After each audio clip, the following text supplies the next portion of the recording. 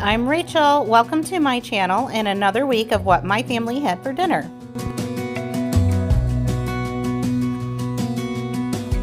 Hey, it's Sunday and I am getting dinner ready now. It is about 4:30, I believe, and I've been busy today just kind of doing some cleaning out on our porch. I wasn't able to do a lot over the spring and summer as far as cleaning up my porch and rearranging or decorating, so now that it's cooled down a little and I'm feeling a little better, decided today was the day to get out there. I also bribed Cameron with money to help me carry some heavy things to the basement that we didn't need on our porch anymore. So anyway, it's looking good. It's all cleaned up and ready for fall, and soon it'll be winter, and so everything will be put away. And like I said, I am making dinner. We're having pork steak. It's been a really long time since I've made pork steak, so I'm just getting them in this pan. I have it lined with foil. It looks a little rough because I started to use a different pan and it was just too small for these big old pieces of meat. So using the same foil in this bigger pan, and as you can see, it doesn't quite cover like it did in the other, but that's okay. Basically, I just want to make sure that I don't ruin my pan. I seem to always ruin my baking sheets with pork steaks. I like them barbecued, and so that goes on at the end and it gets all nice and sticky and sometimes a little burnt. I'm gonna wash my hands so that I can go ahead and season up the other side of these pieces of meat. And all I am using on these for the time being is a little bit of seasoned salt and just some garlic powder. They will have lots of flavor in the end when I add the barbecue sauce. So here we go. I know that's a lot of seasoning, but that's just how we like it. All right, I'm just gonna cover it up with foil and then pop it in the oven for about 45 minutes to an hour. Then I'll take them out and remove the foil and then add our sauce and then put them right back in. I have the pork steak in the oven and I'm going to attempt to make everything that we're having for dinner in the oven on a sheet pan. I would have put it all together, but as you saw, we had a ton of meat, and so I'm going to do a separate pan with my potatoes and some broccoli.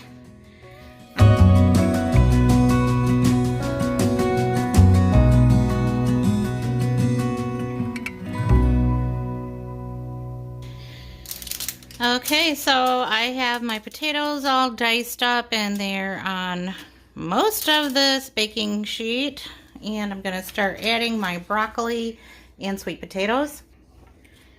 I decided it would be wiser to kind of spread the potatoes out on the pan and then give them a little bit of alone time in the oven, and then add the other two veggies on here because they are frozen and they're going to cook up so fast, and I don't want them to like turn completely to mush. They're gonna be soft enough as it is. So I'm gonna just lay these potatoes out in a single layer, and since I've already got seasoning salt out, I'm gonna use that.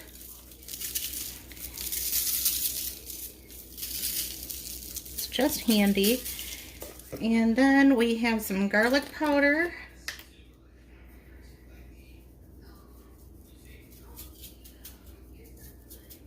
And I just cut up a stick of butter, so I have some pats that I can just place here and there. And here in a few minutes, I'll just remove this from the oven, give it a stir, and then put the other veggies on there. Those are some big pieces of butter, but I'm going to be using all the butter. Just a spoiler alert. Anyway, these are going to go in the oven for now. I'm taking these potatoes out of the oven. They are done, but they're not crisp. They're a little burnt on the, well, not burnt, but they're browned on the bottom. We like them like that.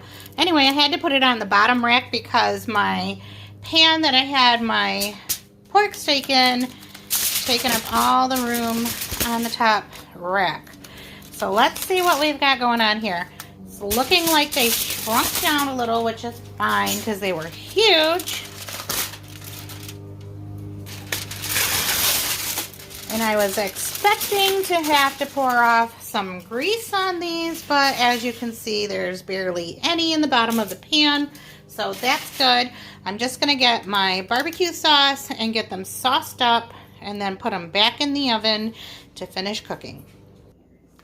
Since I'm the only one that likes sweet potatoes, I'm just doing a small amount over here on the side. Someone in my neighborhood decided like just now to start mowing their grass. And in this other little section that I've cleared out, I'm just going to add our broccoli.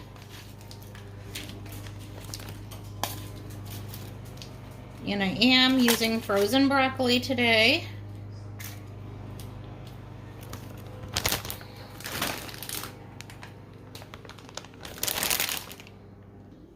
And I'm going to use that remaining butter and put it on the broccoli and the sweet potatoes.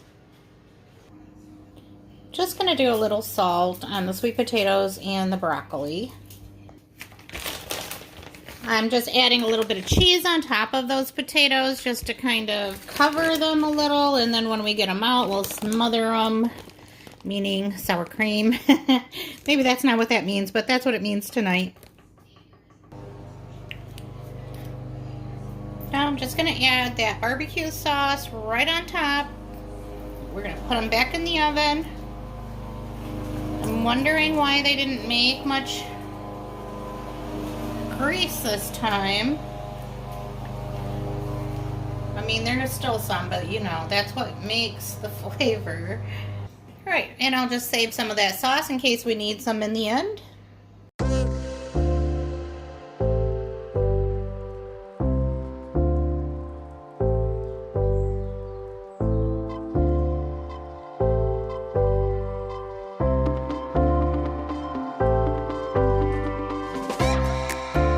Later, I whipped up a little fall football snack, some Buckeyes. These are so easy, I don't know why.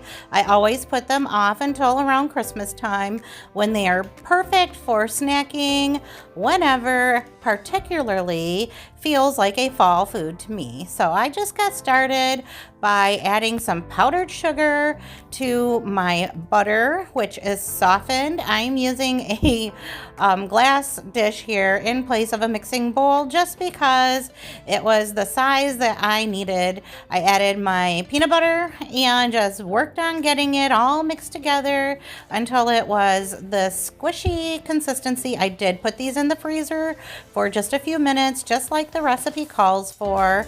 My grandma always made so many Buckeyes growing up, and I just always enjoyed eating them but never making them. I ended up using these Great Value chocolate melting wafers, which I have to say I'm not sure if it's a brand thing or what, but I did not have a good experience with them. They were actually very thick and hard to dip in, so I added some shortening to it and then just continued to stir and heat it up until it was dippable. Then I just put all my Buckeyes on a plate that I lined with wax paper and let them set up, and we enjoyed them while watching football later on. And like I mentioned, I don't know why I always wait till Christmas when these are the perfect anytime treat. For our next meal, I am just showing you what I had. Everyone else had breakfast for dinner with sausage, eggs, toast, and you know the works. But I just made a fried egg and fried bologna sandwich, and I know it's a little dark, but I used the pan that my husband made their sausage in just to fry up my bologna and my eggs. this was just one of those days that we were just whipping up anything and getting it done. So the next day, I just made some tacos. I diced up some tomatoes from the garden. I have a little mixture of hard and soft shell tortillas. I think I got a little tongue-tied there. But anyway, here you see me just adding some cheese and some tomatoes to mine. I do come back in with a little sour cream. Everybody else had their choice of whatever toppings they like, such as onions or lettuce or cilantro, etc. And this is just what I wanted. I do put a little bit of hot sauce on here, and we just kept it very simple. We are still kind of getting used to new schedules, and working in a different job and all that is still kind of throwing me for a loop on some days, and keeping dinner as simple as possible is the best way that I know to deal with it. And our next meal, I am making up a very simple ramen. I got started by breaking up this package of ground beef and getting that browned up to go with this meal. I just am making some big slices of onions here on my cutting board. We're going to have some frozen pork egg rolls on the side. And I just got that meat cooked through, removed it from the pan, and then added a bag of frozen vegetables. And then I added a bag of frozen broccoli and got that all cooked up together. I put in my fresh onions, and this is a big pan full of veggies, but it's going to cook down to just the right size to be able to fit the rest of my ingredients back in. I do get a sauce going while those vegetables are on the stove. I am using the packets out of the shrimp flavored ramen and just getting that into one of my quart size mason jars. Next, I come in with some brown sugar, and I did not measure, but to me this was about 3/4 of a cup. And then I'm putting in 3 scoops of crushed red pepper because we like a lot of crushed red pepper. This is where you can make it as spicy as you want just by dialing it back or not using it at all. I added some soy sauce, that is about a cup.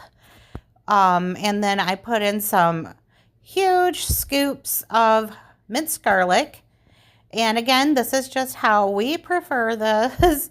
So obviously you can do it any way you want. And then I come back in with about 1/2 cup of ketchup. And then I will just fill my jar to the top with water. And I'm adding a few teaspoons of cornstarch just to get it all mixed in, so that when the sauce is in the vegetables and the meat, then it will do its own thing and just start getting thickened up. I just shake it until all of the little bits on the bottom are mixed in. And then I just poured it into the pan and got it going with those veggies. And here are our little bricks of ramen just sitting on standby, ready to go in. And like I said, these veggies do cook down, so there will be plenty of room to put everything in together. And I just put that sauce right in there and let it start cooking in with those veggies and get it all marinated. And then the ground beef goes back into the pan and stir it all together. And make sure that you get those noodles right down into that sauce. And then once I have all of my little bricks into the sauce to take a little bath there and get moistened up, my family likes their ramen a little on the underdone side, I guess you would call it. I don't know. But anyway, we just let the steam do the work and then mix it all in. I added in a package of frozen but thawed shrimp with the tails off, and then let that cook together. And here is how our ramen bowls turned out, and I just dunk my egg roll right inside the bowl. We did end up having a couple of whatever meals this week. So this is my 5th and final meal that we cooked at home, and it is just simply some spaghetti. We were babysitting on this day for 2 of our grandkids, and so we wanted to keep it very kid-friendly, and spaghetti is always a hit with the little ones. And so I just made a real basic spaghetti sauce using some ground beef and some jarred spaghetti sauce, and then just added our cooked noodles right into the same pot, mixed it all in.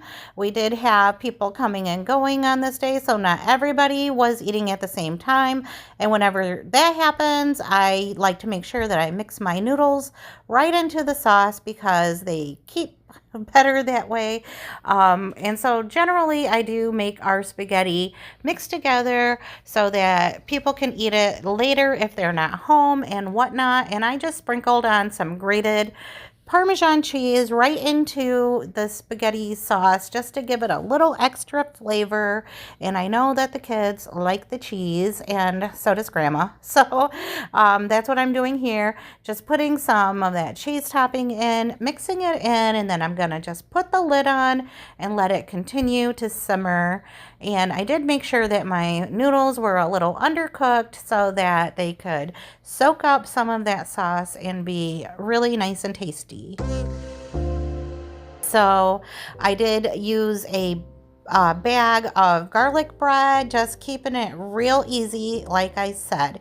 And here is our finished dinner, and that is all I have for you this week. But I want to thank you so much for coming by and checking out what we had. I will see you in the next one. Bye for now.